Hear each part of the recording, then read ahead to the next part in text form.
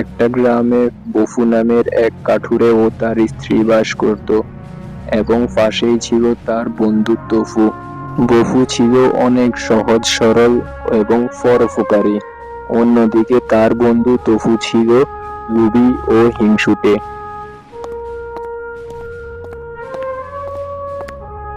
বফু প্রতিদিন জঙ্গলে যেত কাঠ কাটার জন্য এবং সেই কাঠ শহরে বিক্রি করে তার জীবিকা নির্বাহ করত।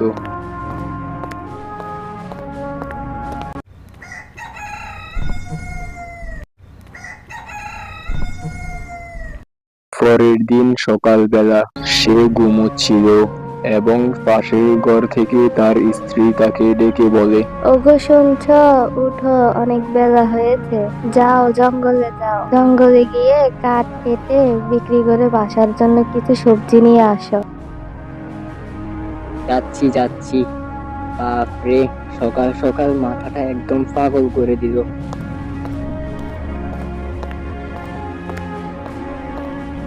এরপর সে কুড়ুল হাতে নিয়ে জঙ্গলের উদ্দেশ্যে রওনা দেয়।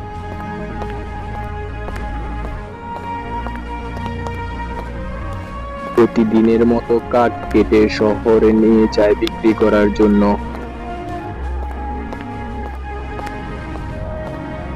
সেই কাঠ বাজারে বিক্রি করে তার পরিবারের জন্য কিছু বাজার সদাই কিনে নেয়।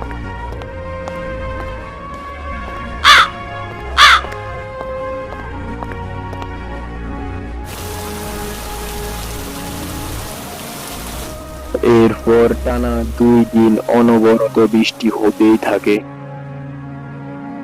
ওগো, বাসায় যা কিছু সঞ্চয় করা ছিল সব তো শেষ হয়ে গেছে, এখন কি করবে? আচ্ছা, আমার বন্ধু তফুর কাছে গিয়ে দেখি কোনো সাহায্য পাই কিনা।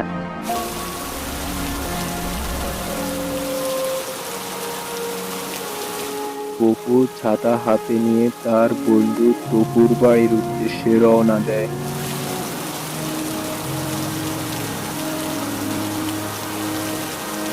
বপু তার বন্ধু তপুকে বলে, আরে বন্ধু তফু, তুই তো জানিস আমার পরিবারের অবস্থা। এমনিতেই কাঠুরে কাজ করে দুবেলা দুটো খাবার জোগাড় করতে আমার কষ্ট হয়ে যায়। অন্যদিকে টানা 2 দিন বৃষ্টি হওয়ার কারণে আমি কাজে যেতে পারিনি। আমার বাড়িতে যা কিছু সঞ্চয় করা ছিল সবকিছুই শেষ হয়ে গেছে। এখন আর খাবার মতো কিছুই নেই। তুই পারলে আমাকে কিছু টাকা ধার দে, আমি কাজে গেলেই তোর টাকা শোধ করে দিব। আরে যা যা, আমার কাছে তোকে দেওয়ার মতো কিছুই নেই। আর এরকম দুবেলা না খেয়ে থাকলে কিছুই হয় না। কাল পরশুর ভিতরে বৃষ্টি থেমে যাবে, তখন কাঠ বিক্রি করে আবার খাবার কিনে খাস। বপু তার বন্ধুর কাছে কোনো সাহায্য না পেয়ে খালি হাতেই ফিরে যায় তার বাড়ির দিকে।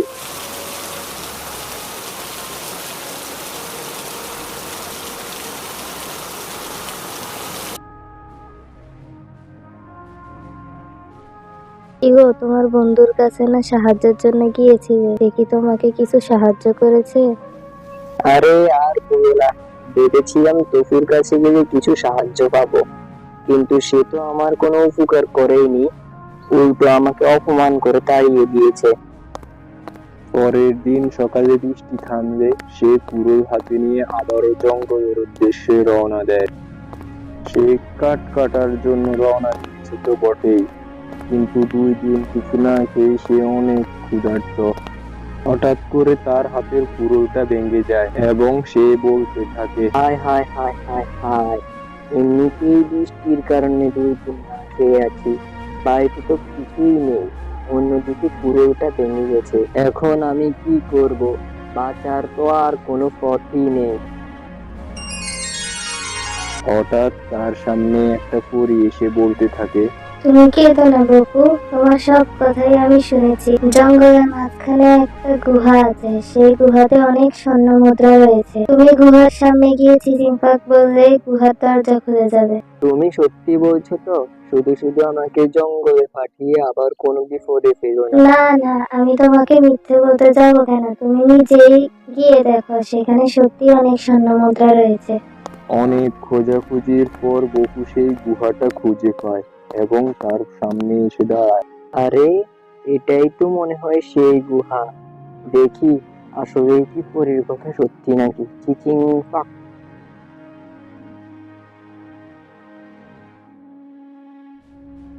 সে ভিতরে গিয়ে দেখে অনেক হীরা মুদ্রা সোনা গয়না অনেক কিছু পড়ে আছে। সেখান থেকে সে দুইটা হীরা তুলে নেয়।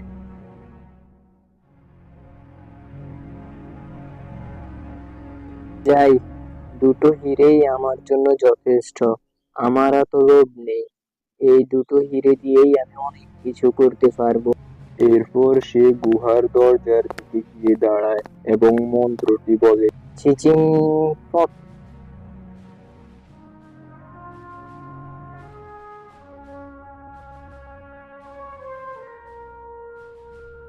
এরপরে বপু হিরে দুটো পকেটে নিয়ে সোজা বাড়ির দিকে রওনা দেয়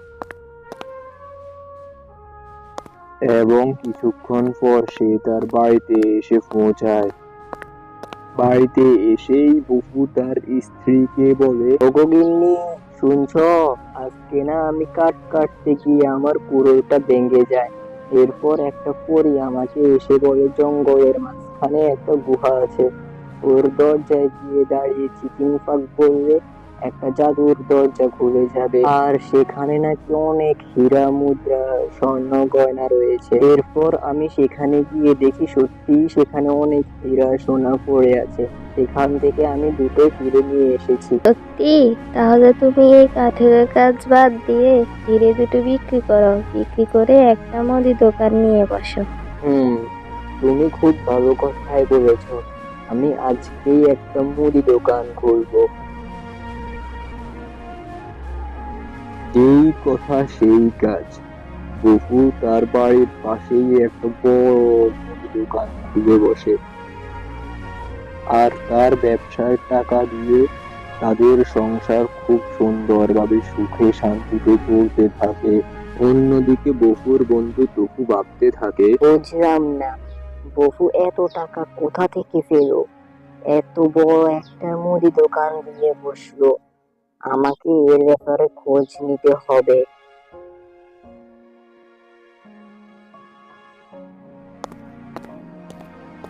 টফু বপুর বাড়ির দিকে যেতে থাকে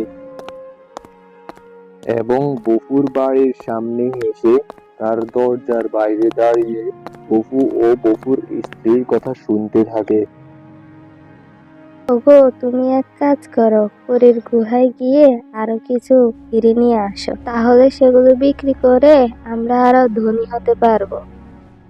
না গিন্নি, এত লোভ করা ভালো না। এমনিতেই মুদি দোকানের ব্যবসা দিয়ে সংসার খুব ভালোভাবে চলছে, তাহলে শুধু শুধু কেন আমি লোভ করে আবার পরে গুহা থেকে ফিরে আনার জন্য যাব? বেশি লোভ করলে পরে আবার বিপদে পড়তে হবে। ও আচ্ছা, তাহলে এই ব্যাপার। আমাকে ওই গুহতে গিয়ে দেখতে হবে সত্যি কি ওখানে হিরে আছে নাকি। পরীর গুহার ব্যাপারে শুনে সে সাথে সাথেই পরীর গুহার উদ্দেশ্যে রওনা দেয়। সে জঙ্গলের আনাচে কোনাচে সব জায়গায় পরীর গুহা খুঁজতে থাকে। অনেকক্ষণ পর সে অবশেষে গুহাটি খুঁজে পায়। এই তো, এটাই তো মনে হয় পরীর গুহা। আজকে সব স্বর্ণ মুদ্রা আমি একাই নিয়ে যাব। চিচিং ফাক।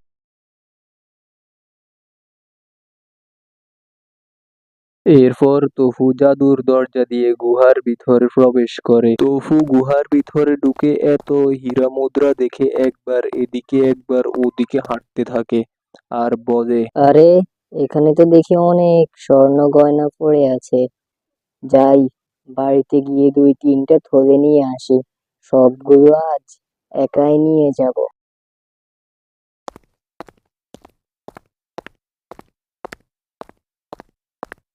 আরে, বফু মন্ত্রটা জানি কি বলেছিল?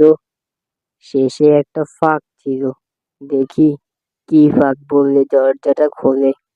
কলা ফাঁক, আম ফাঁক, আপেল ফাঁক, লেবু ফাঁক, আনারস ফাঁক। এভাবেই সে এক একবার এক একটা জিনিস বলতে থাকে, কিন্তু সঠিক মন্ত্র না বলায় দরজাটা খোলে না এবং সে এখানেই বন্দী হয়ে থাকে।